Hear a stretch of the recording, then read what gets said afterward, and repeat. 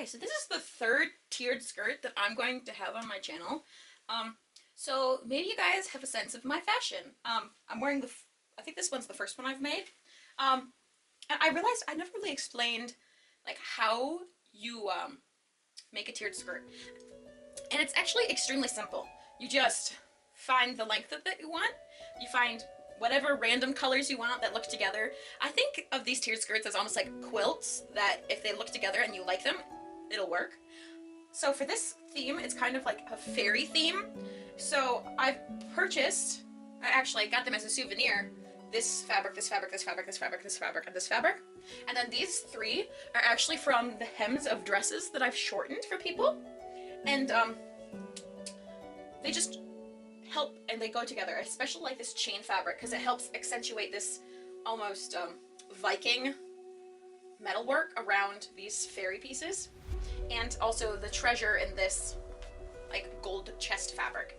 And I just really like the fantasy element of this, and it seems to be more of like a darker toned skirt.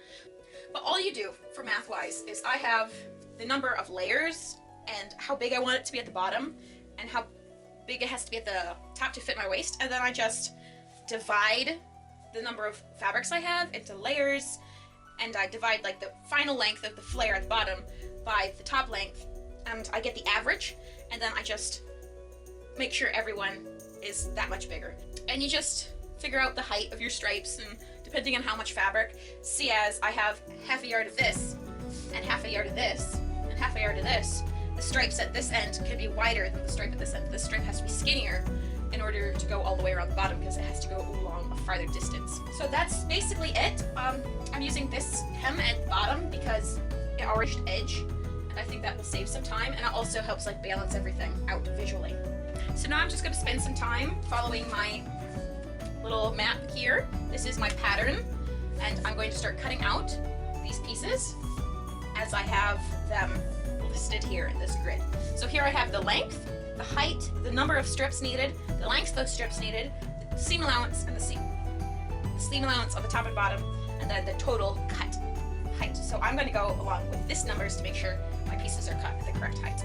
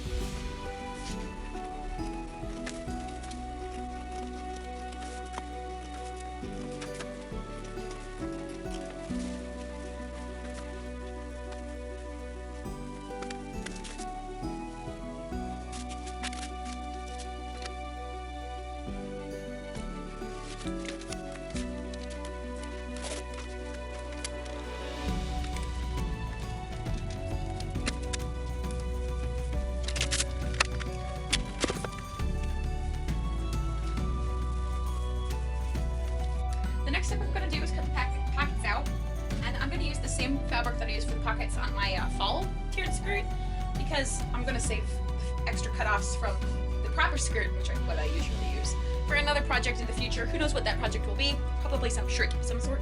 But I should have enough fabric here to make 4 pockets, and that way I can just conserve the fabric.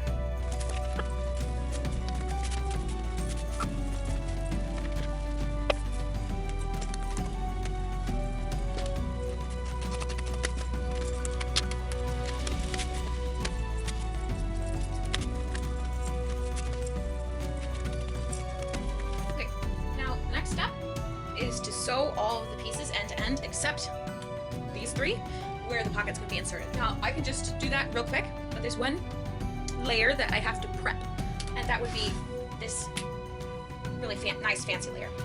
And in order to do that, because I want pieces to be sewn together pattern matching wise, so I'm actually going to sew them together so they look kind of like this, so you can't really tell that they were cut. So in order to do that, I am actually going to go on the back of the fabric. I'm going to take this Frixon pen, which is heat erasable, and I'm going to take my ruler.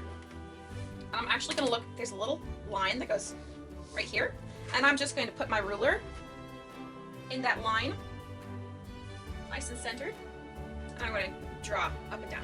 I'm actually also going to find the center right up here. So now I'm going to line this with this and make a straight line so that I will sew that piece to the next piece on that straight line. So I'm just going to go ahead and do this on all 4 of these pieces, or both ends. Now, I'm not going to lie, the next step can be challenging, but the next step is to pin all of these sections together on that line. So I want you to take your pin and pick the most prominent detail, which I think is this line right here. And I'm going to put my pin in right here at this cross section. And I'm going to pick up my other piece, find that same spot on the fabric I'm sewing it to, and put it in. Now I want you to take the pointy end of the pin that's in the back and put it back through the fabric on that line and push it through onto the line. So now when you sew this, you know that they are exactly lined up, they won't move. Then I want you to do that up here, pick a detail. I'm going to use this spot and then this spot to line these up. And I'm going to go up here and I'm going to pin at this border edge. I'm going to go down at the bottom to the border down here.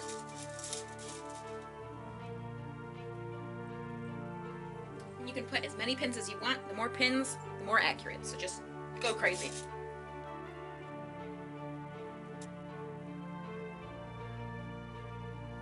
And if you want a sneak peek, just to check, you can always open it up and look at it. And you can see that's pretty darn good. So I'm going to pin the rest of these up and I'm going to take it to the machine. I'm doing this one first because it's the hardest, and then I'll sew the rest of the layers.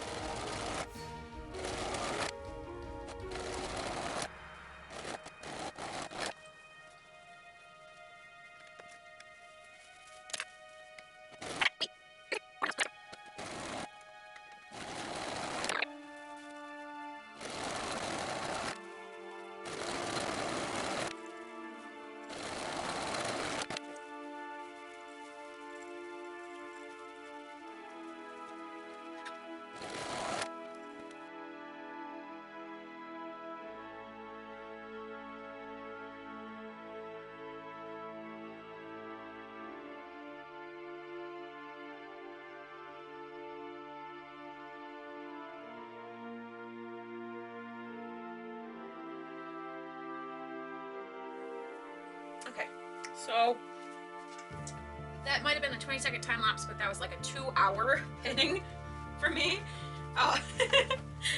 my entire box of yellow pins and like 3/4 of my dressmaker pins. It was insane. So let's hope this stitching doesn't go slowly.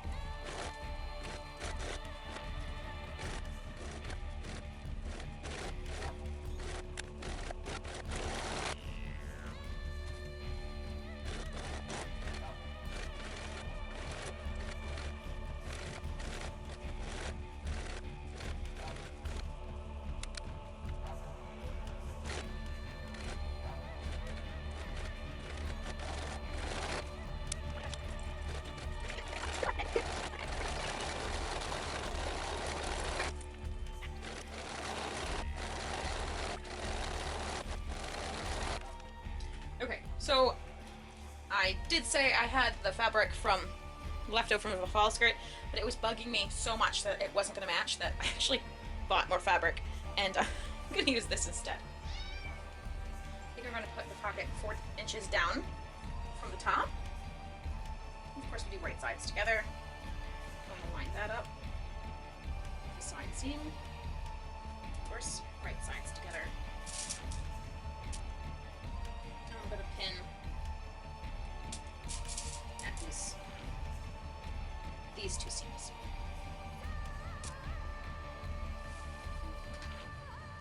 I'm just going to flip this over and do the same.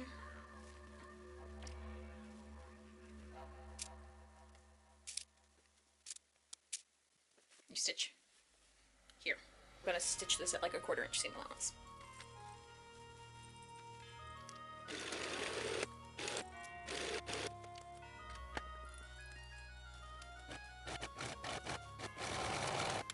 So now that you've stitched the pocket to the side of the skirt, you have to do something that's called understitching, which just means that you open it up and you have the seam allowance going towards the side that you want to be not visible.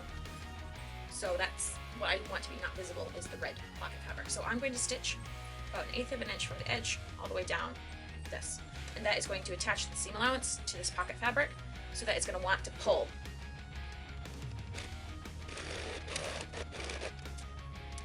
The next thing to do is to line up the sides of the skirt and the sides of the pocket and then sew them together.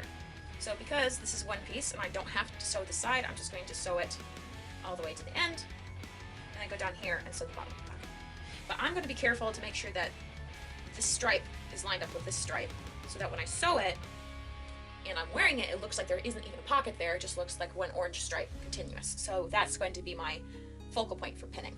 Okay, so I've made 4 ties, and then these are going to be to suspend the pocket from the waistband. I'm going to attach them about here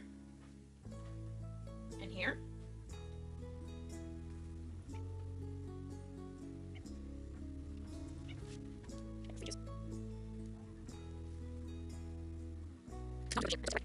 Okay, so the next part in this process is to add the waistband.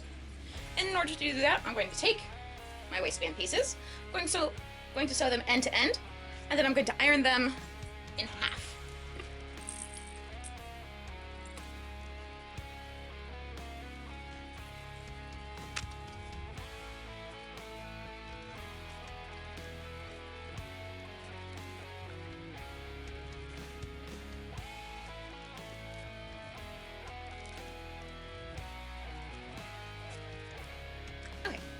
I'm not sure if I mentioned this, but I cut this waistband at the same width as my top layer of the tier. And I do want it to have gathers, but I'm relying on the elastic and the elastic only to make sure those gathers come at the top. Otherwise, if you gather this top layer into the waistband and then put the elastic in, it creates a lot of bulk at your waist, and it looks more like a cupcake, and I don't want that. I'm going to open this waistband up now that I've pressed it, because I got that nice crease, and I can rely on that crease. I'm going to open this waistband up. I'm going to kind of like slide the top tier into it, and then I'm just going to pin, matching the side seams, having this side seam open on the waistband. I'm just going to go along and pin this.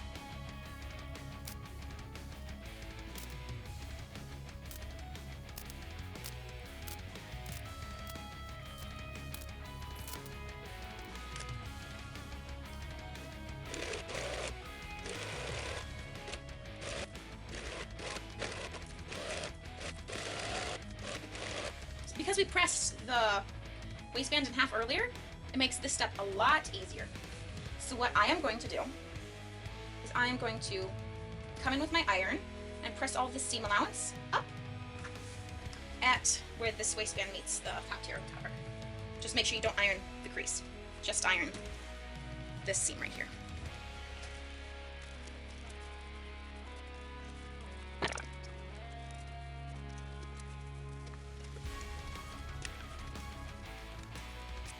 Now, what I'm going to do is fold this back piece over, and I'm just going to pin it down.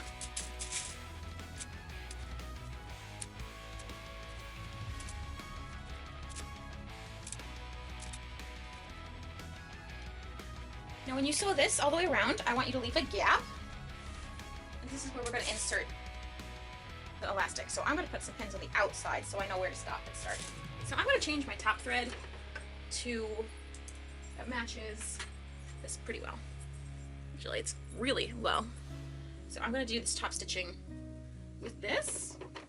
And then I'd also like to come in and do some top stitching with these colors as well, just to give it a bit of an accent.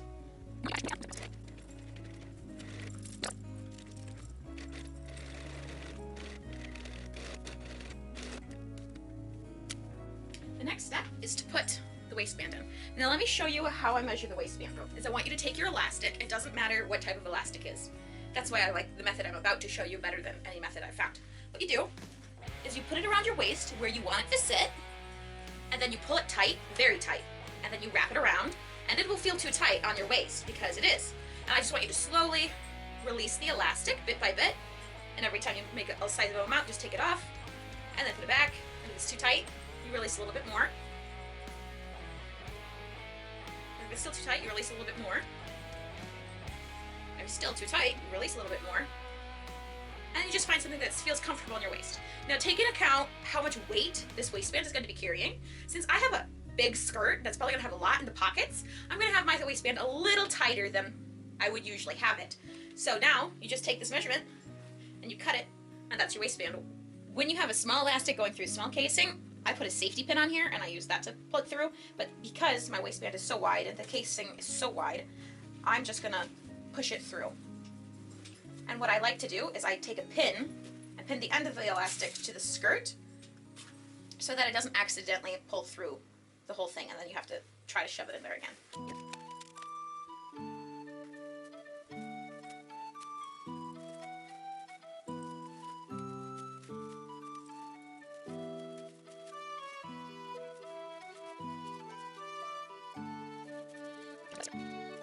Now before I make sure this is nice and smooth, I'm actually going to sew these two ends together. I'm just going to make sure that one of them's not twisted. And when I sew these together, the way I like to do it, is I don't sew them like this. I sew them flat like this, so that it doesn't create the extra bulk.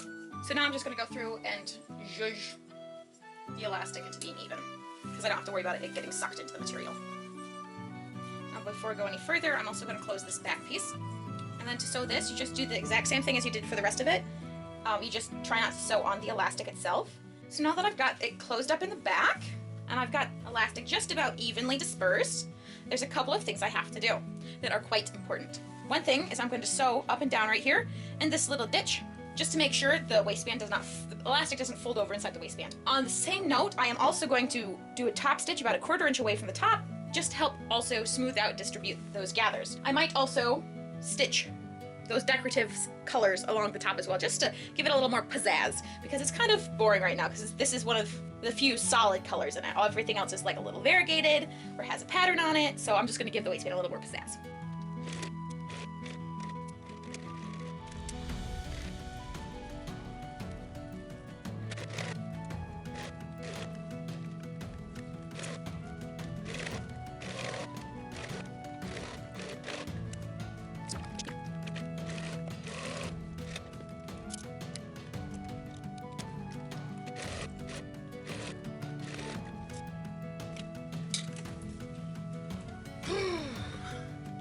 I said I was going to do like red and blue on the waistband, but I went a little haywire and I did green, blue, red, brown, yellow, and orange.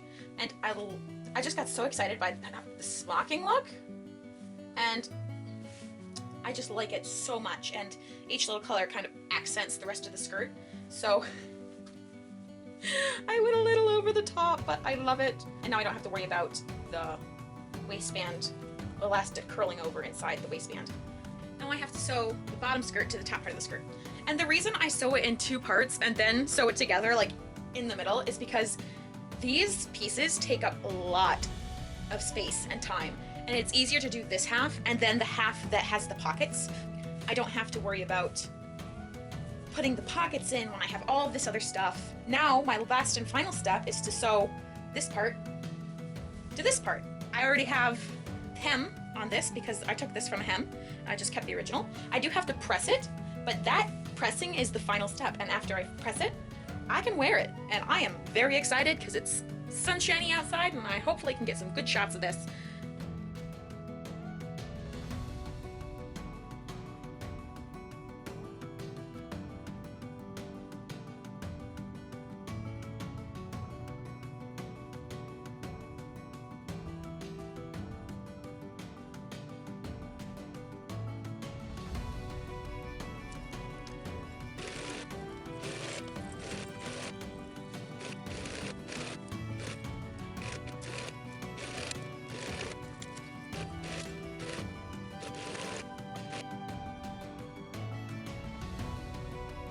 Hi guys, I'd like to thank everyone for watching this video. I know it was another long one. It wasn't the hour-long one that I did the last couple of weeks ago. Now this skirt I've been looking forward to making since like September, and I've just had so many other projects to do first that I didn't get to it until just now. So, I really love the way it turned out. I think it looks amazing. I love how it looks with that muslin shirt that I made all those years ago.